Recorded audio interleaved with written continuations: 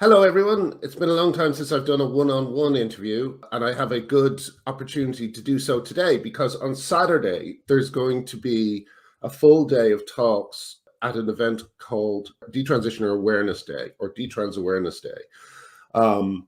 It's being hosted by GenSpect, but there are some brilliant speakers, including Kira Bell and Sinead Watson, and our guest today, who is Grace Lidinsky-Smith. Grace, let me just bring you in so we can start talking about it. How are you doing? I'm great, Graham. How are you? I'm very good. I'm very good. Of course, we were hanging out last week. We had a lovely weekend with some friends in Dublin last week, where I met Corinna Cohn and a few other fantastic people. But I didn't ask you about your story because it seemed rude. But now I have an opportunity to quiz you, so excuse me for doing so. Grace, can you tell us a little bit, what is your story? How did you end up becoming involved in Saturday's event? Yes, thank you for asking. Well, first of all, the reason that I am involved in Saturday's event is that I am a detransitioner. I transitioned when I was 22. I started a female to male gender transition. This was after having been sort of really involved in like leftist queer trans scenes and like really like interested in that whole social movement for like quite some time, and having been sort of identifying as non-binary on and off for a while, and I decided to just go all the way. I thought that that would be a good idea for me, and I went on hormones. I was injecting testosterone, and I had a double mastectomy or top surgery. And after, I think, 9 months of hormones and after surgery, I slowly realized that what I had thought was like gender dysphoria that was indicative of the condition of being trans was actually coming from like much deeper issues, and that the surgery and the changes that were happening were not taking me towards a more comfortable and peaceful existence, but were in fact hurting me badly and causing me more issues. So I stopped, and the repercussions of that were really severe for me, of course, because I had changed my body. I had already been in a mental health crisis beforehand, and now I had, made these irreversible changes to myself. And it was really, really hard to recover from. But through finding other people who had been through it, and also just through time and support from my family, I was able to recover and sort of build my life back together again. But I'm really aware of how shattering and painful it can be to detransition, and also how much of a hyped up marketing campaign there is around medical transition.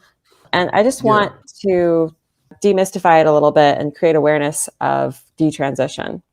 Well, let's start here. Let's talk a little bit about what you mentioned as the leftist and queer spaces online.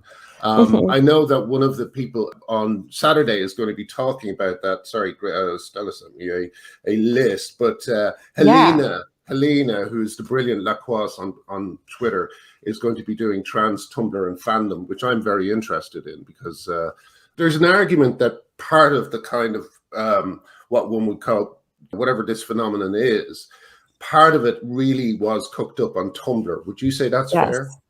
Oh, absolutely. Yeah. And this is going to be a great presentation. And I've written a little bit about this topic as well, because I was like one of these young women who was hooked into Tumblr, uncomfortable in social situations, uncomfortable in the real world, but like totally at imbibing this whole ideological framework available on Tumblr. And, it really was its own sort of petri dish for creating a lot of the stuff that you see going on today, like huge amounts of these ideas about like oppression and about like gender ideology. People developed it on Tumblr, and people were just stewing in it.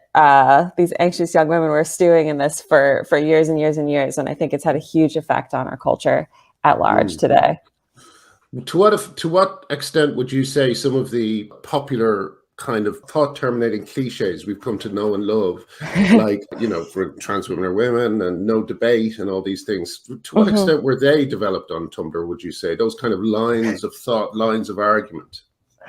Yeah, I think that the sort of suppressive attitude about discussion was really developed on Tumblr because it was a place where people were really interested in like affirming people who are seen as oppressed and like Hmm. being really like compassionate and like fighting what they saw as like injustice in the world, but along very strict ideological lines. So it's a kind Mm. of space where I think you would learn pretty fast not to say the kind of thing that would get you pounced on by a lot of your peers.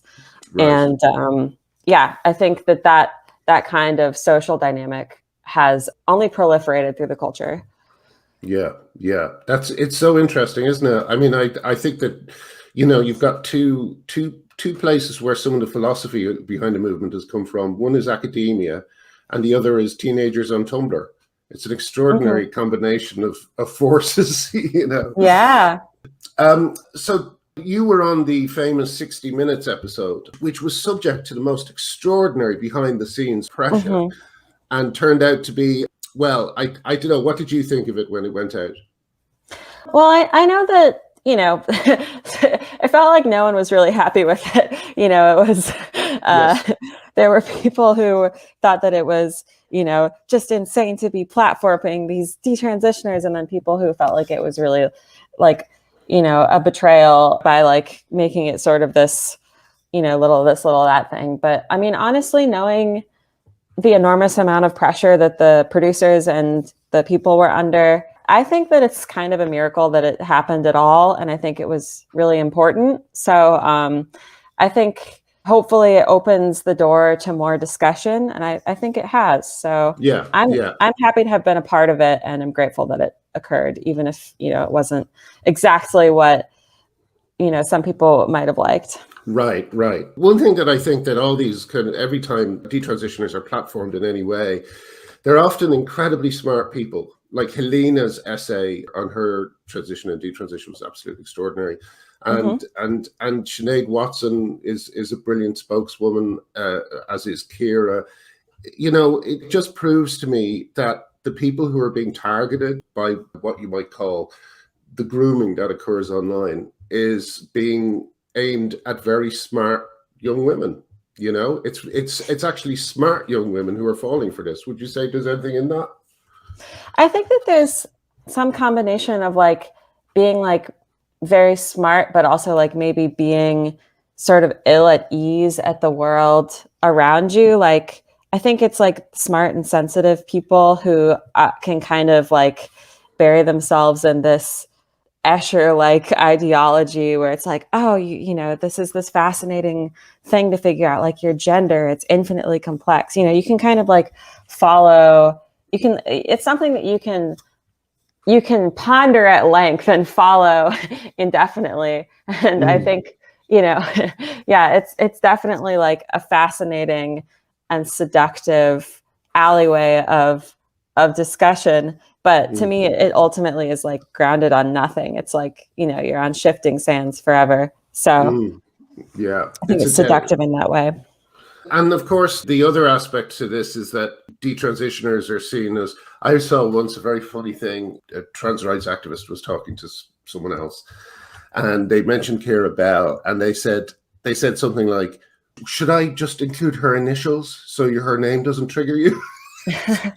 you know so like the very idea of detransitioners is triggering to trans people. How do you deal with that fallout, and did you get much of it after, especially after the 60 Minutes piece? Yeah. I mean, I've had some fallout. The online fallout doesn't bother me too much. I mean, it really is crazy to see people like act like you're some sort of monster. But at the same time, I mean, I was trans. Like, I remember being in that headspace. So in a way, I like understood what I was getting into, Mm, because in that mindset, you're like, not only do I believe that people who like misgender me or misunderstand me are like actually like hurting me and like attacking my very being, but like, you know, you believe that everything is like under this existential threat and that someone like a detransitioner is going to be like, you know, weaponizing their experience or something. So I have compassion for the anxiety, but I just know that it is like a deeply unhealthy sort of cult like environment that they're in and that I used to be in. And I'm like, I don't like to be the bad guy, but I know that we need to get some clarity on this issue because more and more people are going to be hurt. So I'm like,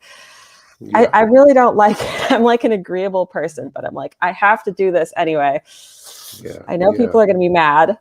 Well, good for you. I mean, you know, you seem like someone who, you know, doesn't.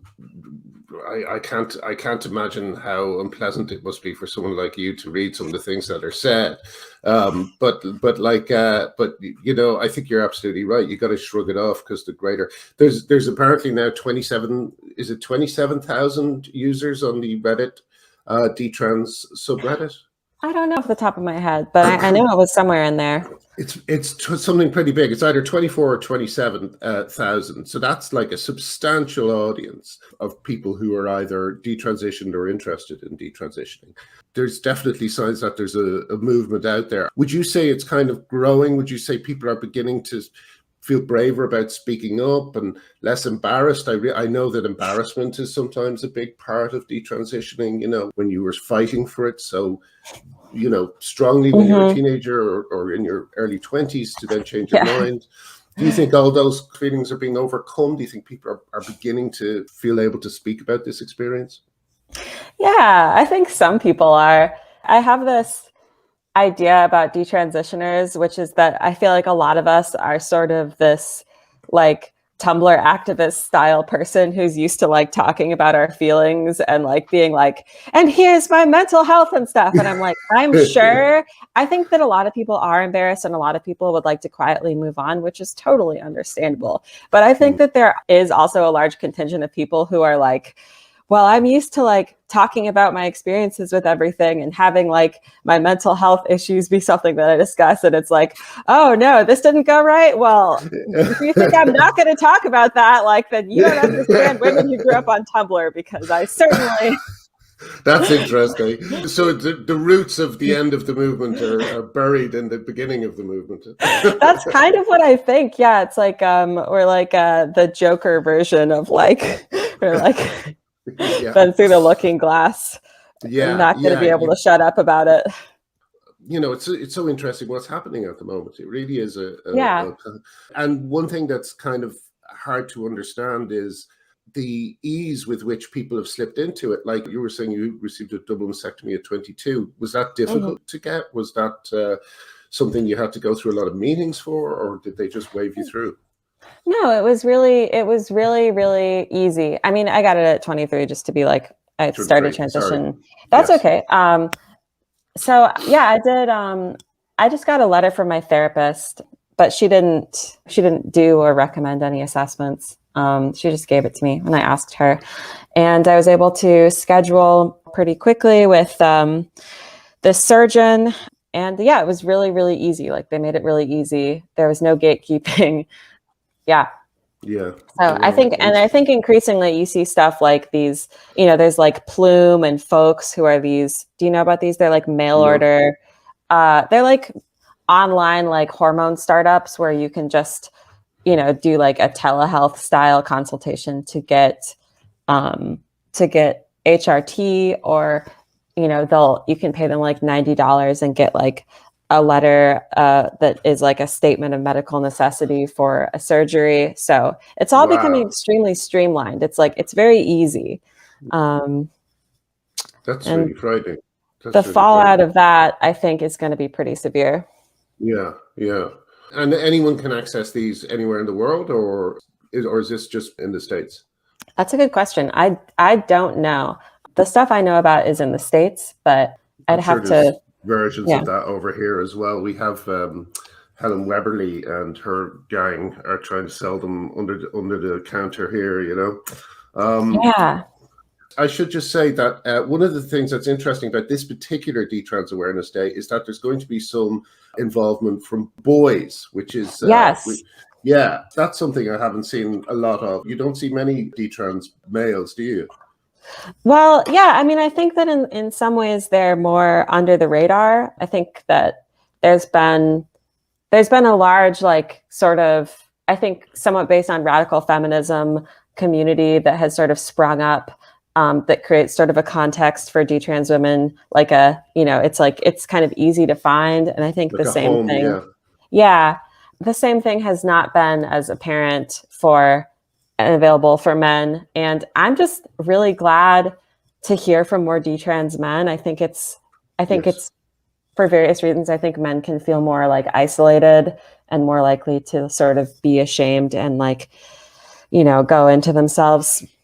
And I really, really want there to be more community and more destigmatization for detrans men, because I think that, they're just in a really like vulnerable and difficult place. And I think the sooner that we have that awareness, the easier it'll be for people. Stella was telling me that she's beginning to see as many boys as girls. Oh, wow. Yeah, that's new. That's new, I think, because we're all familiar with the devastating effect this has had on women, but the kind of spreading of dysphoria through the internet is something that is obviously affecting men as well, So it'll be good to see that. It'll be good to see that on Saturday. Is there anything else you're particularly looking forward to on Saturday that we should talk about before we move on? There's like, oh yes, there's going to be a talk on autism. Gosh, is that a subject that needs dissecting?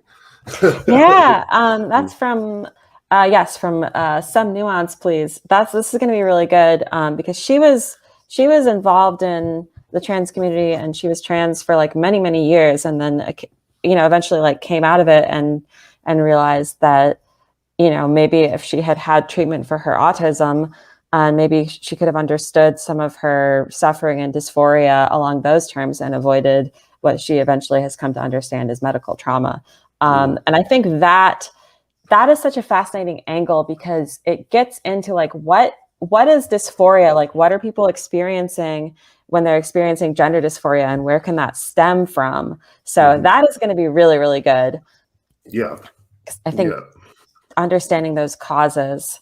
And then we have Carol Sour Patches talking about butch lesbians and trans identity, which is something that is kind of interesting. I think there's sort of been a demographic shift, and I think there's a lot of sort of ROGD style, straight or bisexual people transitioning now, whereas in the past it would often have been butch lesbians. And I think Carol has really fascinating insights on the challenges and like shame and difficulty that can be associated with being like very masculine butch lesbian in a world that doesn't always, isn't always friendly to that kind of thing. Yeah, in a world like, if you're a butch lesbian now, you could be misgendered by perfectly like people who are trying to be good, because they assume that you've transitioned. In fact, Lauren Black, who is one half of the LGBT Alliance Ireland, or was one half of the LGBT Alliance Ireland, she did a speech about it over the weekend,